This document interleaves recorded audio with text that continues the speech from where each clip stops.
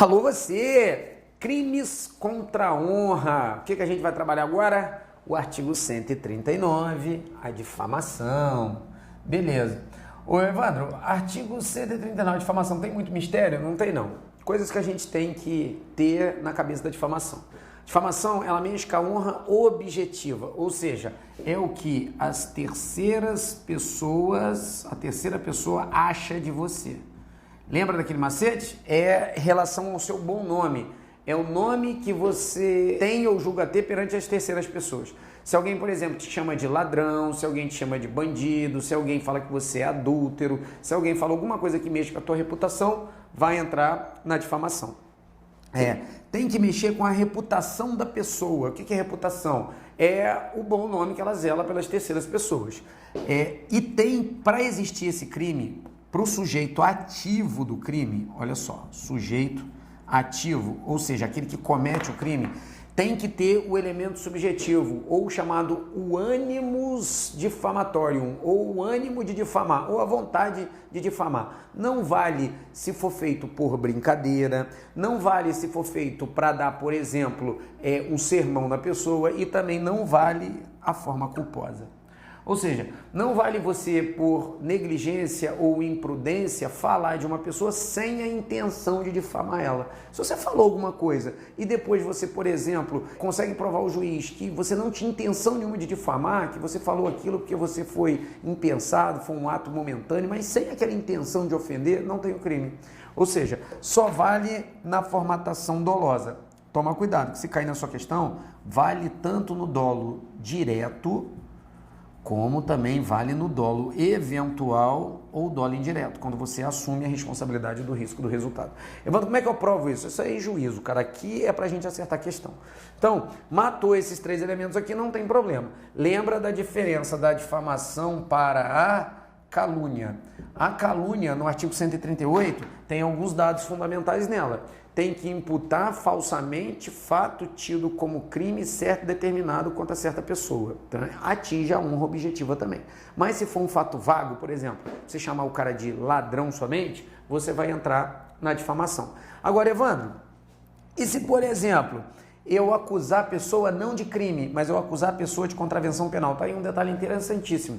Se você, por exemplo, acusar falsamente fato tido como contravenção penal, não é calúnia, porque a calúnia obrigatoriamente você tem que acusar a pessoa com, falsamente fato tido como crime. Se for contravenção penal, sai da calúnia, desclassifica e vira difamação. Crime, calúnia, contravenção penal, difamação. Exceção da verdade, vale? Lembrando o que é exceção da verdade. Exceção da verdade é quando você prova em juízo que aquilo que você falou é verdade. Simplesmente isso. A exceção da verdade é válido em exceção à regra. Lembrando que a regra da exceção da verdade, quando ela vale sempre, é na calúnia. Na difamação só vale se for feita contra funcionário público e tiver em razão da função do cargo. Se você conseguir provar que o que você falou é verdade, não vai ter a difamação. Vou te dar um exemplo, olha só. Se você, por exemplo, chegar para o cara e falar assim, pô, sabe aquele policial rodoviário federal? Todos os dias ele chega bêbado para trabalhar. O cara entra com ação de difamação contra você porque você está mexendo com a reputação dele falando isso para a terceira pessoa. Mas se você conseguir em filmagens, por exemplo, lá na Delegacia de Polícia Rodoviária Federal, que ele chega bêbado todos os dias para trabalhar, você provou que ele é funcionário público e que ele chega bêbado em razão da função do cargo, aí você pode alegar a exceção da verdade, aí você não responde pelo crime. Agora, se você acusar o Sr. Manuel da padaria, do botequim da esquina, que ele chega todo dia bêbado para trabalhar, falar isso para outras pessoas e mexer com a honra objetiva dele, aí não vale a exceção da verdade, você vai responder pelo crime. Tranquilo? Então, a difamação não tem muito mistério. Tá fácil, tranquilo, matamos aqui o que tinha que matar dela. O que a gente vai ver agora? Dos três, é o crime mais complexo que a gente tem que trabalhar, é a injúria. Então agora a gente vai trabalhar a injúria. O que acontece com a injúria? Dos três é que tem a maior repercussão. Por que ela tem a maior repercussão? Porque você trabalha com a chamada honra subjetiva do agente. Por que você trabalha com a honra subjetiva do agente? Porque você vai trabalhar com dois esqueminhas básicos. Você vai trabalhar com a dignidade e você vai trabalhar com o decoro. Ou seja, é aquela coisa que você sente de você mesmo. É a impressão que você tem acerca da sua pessoa. Então a injúria só pode ser cometida diretamente com a pessoa ou se a pessoa que está querendo te injuriar levar o conhecimento, que pode ser, por exemplo, gritando para a pessoa que está numa repartição do lado, gravando e mandando para a pessoa, escrevendo no papel e fazendo chegar às mãos da pessoa. Tudo isso pode ser formatação de injúria.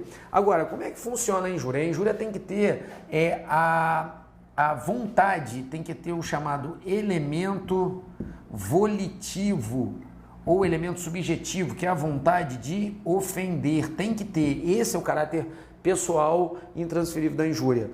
Quando a gente está estudando o direito penal, a gente costuma dizer que o Código Penal só pune você por aquilo que você quer cometer. O que é isso? O nome disso é o chamado elemento subjetivo. Ô Evandro, o que é o elemento subjetivo? É aquilo que você tem dentro da tua cabeça, é a intenção que você tem de cometer. Se você for lá no artigo 18, 1 e 2, você vai ver que existe o dolo e você vai ver que existe a culpa. Se não tiver culpa prevista em lei, você não tem a modalidade culposa. Isso é o que diz o 18.2. Então, o que acontece com a injúria? Você não vai ter, logicamente, a injúria culposa. Você vai ter injúria dolosa. A injúria aqui é na formatação dolosa. Então, você tem que ter o elemento volitivo, você tem que ter a intenção de mexer com a dignidade e o decoro, com a honra subjetiva da pessoa. Vou dar alguns exemplos para que você capte. O que é mexer com a honra, com a dignidade e com o decoro?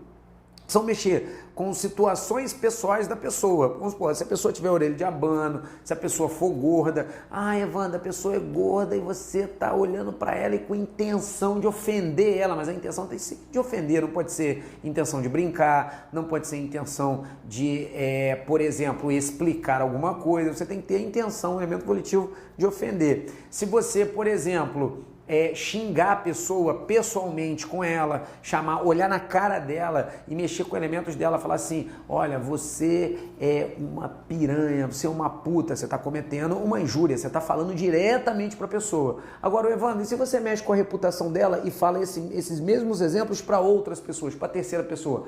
Aí você está mexendo com a honra objetiva, você está mexendo com um bom nome, o que as outras pessoas pensam de você. Aí vira difamação, mas isso a gente vai fazer na diferenciação entre calúnia, injúria e difamação daqui a pouco. Tranquilo? Então tem esses elementos importantes. Agora, existe também a situação do perdão judicial. O que é o perdão judicial? Toda vez que você olhar no texto legal, toda vez que tiver escrito assim, o juiz pode deixar de aplicar a pena.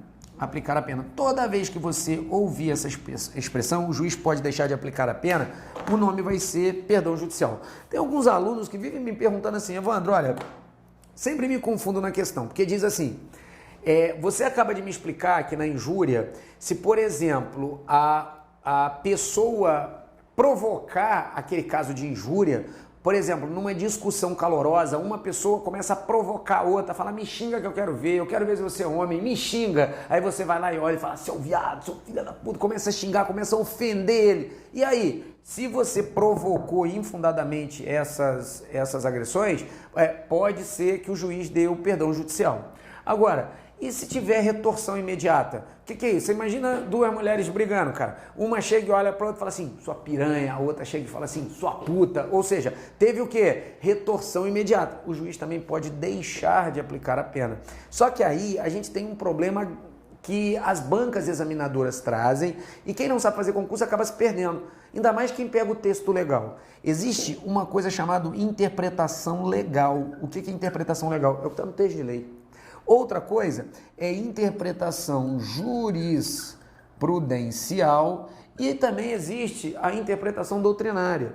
Imagina o seguinte, a jurisprudência, na maioria das vezes, eles dizem o seguinte, que o perdão judicial, em certas situações, ele deve acontecer, em outras situações ele pode acontecer. Então, se cair na tua prova, é correto afirmar que em caso de provocação da injúria, essa injúria pode servir o perdão judicial. Você vai dizer que está certo, porque veio o pode na questão e é interpretação legal. Agora, se a banca examinadora, ainda mais a CESP-UNB, por exemplo, trocar o pode e colocar o deve na história, você também diz que está certo.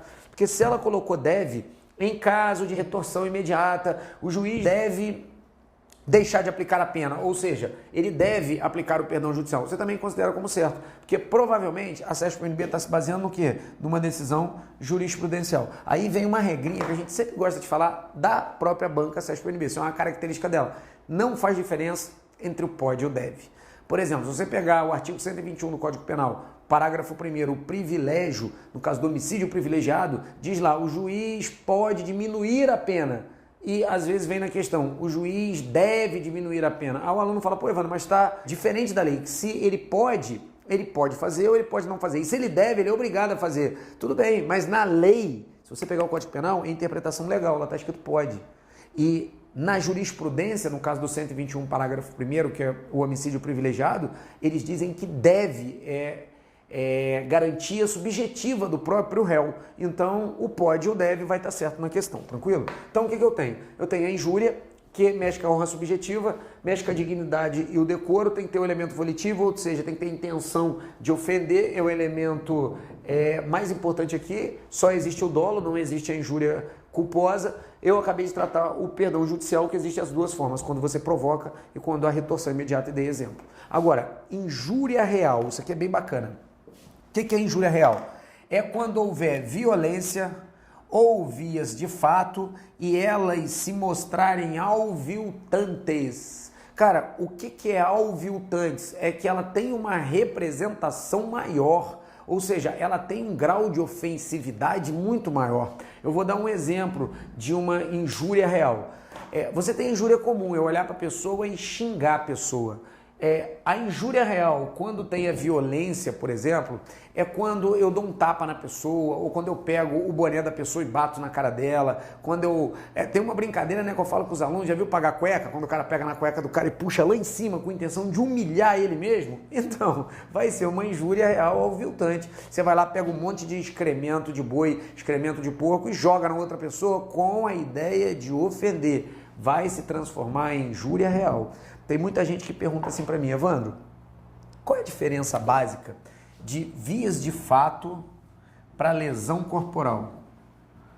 Tá? Eu já vou identificar isso aqui para você não ter na tua cabeça que vias de fato é a mesma coisa que lesão corporal, que não é, tá?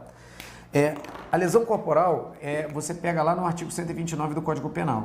Aí ela tem o caput, que é a leve, ela tem o parágrafo 1º, que é a grave, ela tem o parágrafo 2º, que é a gravíssima, aí ela vai indo, tem o 9º, que é a Lei Maria da Penha, todas as situações que tem derivado dela. Eu vou fazer uma diferença básica. Vias de fato é toda vez que tiver contato, mas não se gerar lesão, não gerar nada. Lesão corporal de natureza leve, por exemplo, é um vermelhidão. Lesão corporal de natureza grave tem todas as características dela, né? Debilidade de membro, sentido ou função, várias situações, ficar inabilitado para o trabalho por mais de 30 dias. Parágrafo 2º, que é lesão corporal de natureza gravíssima, por exemplo, perda de membro, sentido ou função, mas isso aí está lá no artigo 129.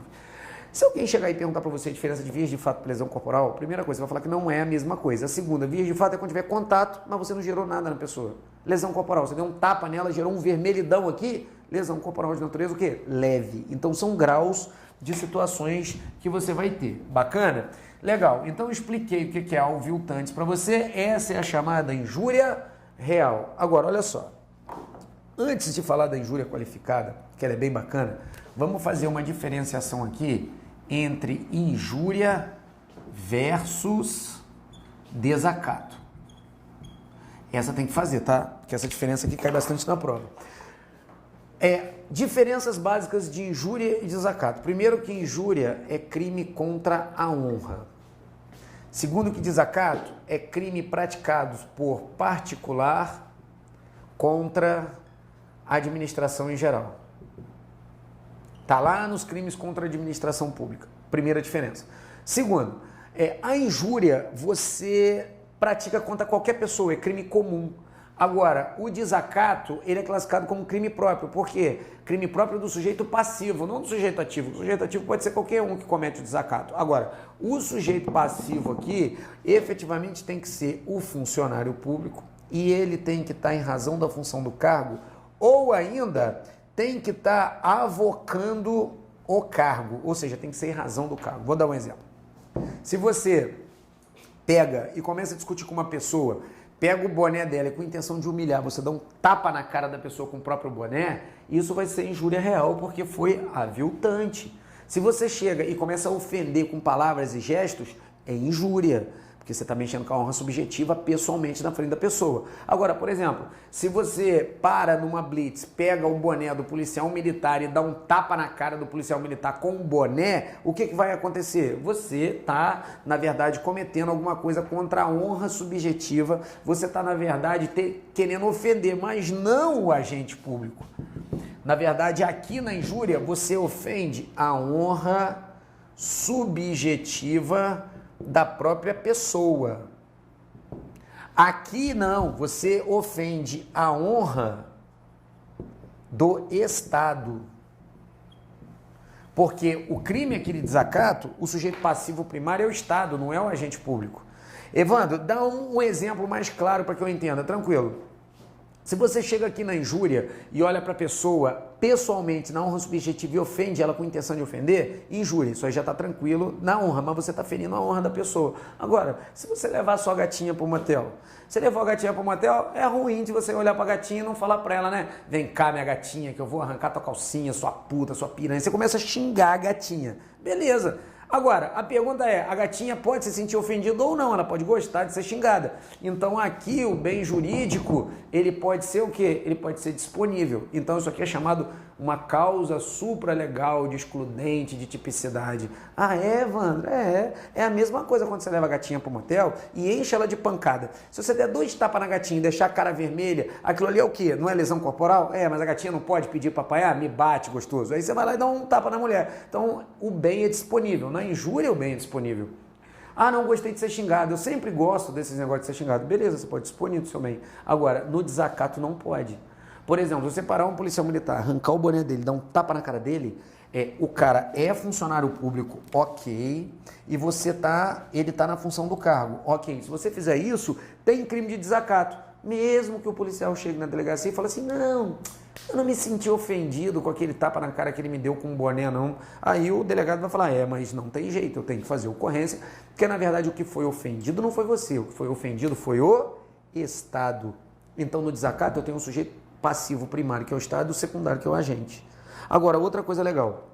Evandro, e se o cara tiver de folga, tem desacato? Tem, se a pessoa que está ofendendo usar a razão na função do cargo. Imagina o seguinte, o cara é auditor da Receita, tá de folga, está morando lá no sítio dele, e o vizinho dele não gosta dele. Se o vizinho dele for lá e ofender ele pessoalmente, é injúria. Agora, se o vizinho dele, na hora da ofensa, falar assim, seu auditor da Receita Federal, seu safado, seu gordo escroto, se ele começar a ofender e no meio da ofensa ele colocar a razão da função do cargo do cara, sai de injúria e vira o quê? Desacato. Então, injúria versus desacato, a gente tem que tomar cuidado. Pontozinhos. Mexe com a honra subjetiva, tranquilo? Só que aqui o sujeito passivo primário é o Estado, aqui é a própria pessoa. Aqui esse bem jurídico é disponível, você pode dizer que não quer fazer, você não gostou, não tem problema. Agora, você gostou de ser xingado, então não vai ter injúria. Aqui o bem é indisponível. Por que que o bem é indisponível? Porque a honra aqui é do Estado e não do agente. Tranquilo até aí? Beleza. Agora, esse terceiro ponto aqui é importantíssimo, que é chamado a injúria qualificada. Olha só, a injúria qualificada recebe alguns nomes também. Por exemplo, ela recebe o nome de injúria racial. E a gente tem que fazer a maior diferença, antes que eu trabalhe isso aqui, com raça, cor, etnia, religião, pessoa idosa e deficiente físico, você vai sair dessa aula aqui arrebentando a boca do balão e nunca mais você vai confundir, olha só, injúria racial com racismo. Não pode confundir. Evandro, como é que você me explica isso aqui em poucos minutos? Fácil. Grava assim. Racismo é quando você impede a pessoa de fazer uma coisa que ela poderia fazer, um direito dela. É a segregação, a separação. Injúria é quando você quer ofender e para isso você usa raça, cor, etnia, religião, pessoa idosa ou deficiente físico. Se impedir, tá lá. Se usar essas situações com noção de ofender, você está na injúria racial. Exemplos que você nunca mais vai esquecer. Grava aí. Se eu olhar para o cara e falar assim, com a intenção de ofender, seu preto safado, pronto, já caiu o quê? Na injúria qualificada, injúria racial. Um exemplo foi o jogador Grafite, que foi ofendido pelo argentino que veio aqui em São Paulo, olhou para ele e falou assim, macaquito. Foi preso por injúria racial, porque ele tinha intenção de ofender e usou o elemento da raça. Bacana? Agora, você imagina o seguinte, se o cara é um negro e ele chega numa loja para comprar um carro e eu sou o vendedor de carros, o que eu faço? Eu vejo o negro vindo de lá, eu falo, putz, cara, vem um negro comprar aqui, eu sou racista, cara, dentro da minha cabeça, né? Eu simplesmente corro e fecho a porta 2h30 da tarde e impeço o cara de comprar o carro.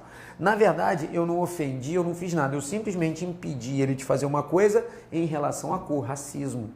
Se o trocador de ônibus olhar para o cara e falar assim, seu preto safado, injúria qualificada, injúria racial, porque ele está ofendendo. Se o trocador olhar para ele e falar assim, ó, não tem nada contra você, nada. Você é até um cara gente boa, mas infelizmente na minha catraca não passa preto. Impede o cara pelo elemento racial. Aí é racismo. Tranquilo? Então gravem a diferença de injúria racial para racismo. Se o cara do bar deixa o negro entrar no bar e deixa beber normalmente, mas lá ofende o cara chamando ele de preto, injúria racial. Mas se o dono do bar simplesmente não deixa o cara entrar e não deixa o cara beber quando todo mundo faz a mesma coisa, racismo, pelo amor de Deus, não vai confundir esse troço. Então, a injúria qualificada ela pode entrar com a ideia de raça, cor, etnia, religião, pessoa idosa, que entrou com o estatuto do idoso, a pessoa idosa é maior de 60 anos, e se tiver os elementos da deficiência física. Olha só, entra também religião, tá pessoal, na injúria qualificada, tipo, seu crente safado, seu macumbeiro, com ideia de tudo, entra na injúria qualificada. Etnia também é a mesma coisa. Tem que tomar cuidado, às vezes o cara fica assim naquela brincadeira e às vezes não é brincadeira, ele fala com intenção. Se for brincadeira não tem injúria, tá? O cara fala assim, porra, todo carioca tem mania de ficar pegando a coisa dos outros pro cara. Brincadeira não tem problema. Agora, olhou na cara dele e falou assim, ó, seu carioca, você é um safado, você é um cara que você não tem índole, você é um cara que o seu decoro é ruim. Ou seja, se tá mexendo com a dignidade ou decoro do cara pessoalmente e tá usando para isso a etnia, você simplesmente vai estar numa injúria que é? Numa injúria qualificada.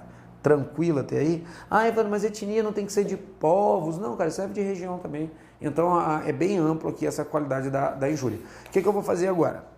Batemos a calúnia, injúria e difamação. Agora eu vou fazer um resuminho pequenininho para você e aí a gente vai passar para os exercícios. Então, olha só, antes de fazer alguns exercícios que eu trouxe para vocês, resuminho filé. Calúnia. Calúnia é você está imputando falsamente coisa tida como crime. Se for contravenção penal que você está imputando, você vai para difamação. Outra coisa importante, na calúnia tem que ser fato falso. Na injúria, o fato pode inclusive ser verdadeiro. Por exemplo, eu estou chegando e falando com uma pessoa, roubou o Banco do Brasil ontem, eu apontei fato certo determinado, mas não foi ela que roubou ou o fato não existiu e eu estou imputando a pessoa, calúnia.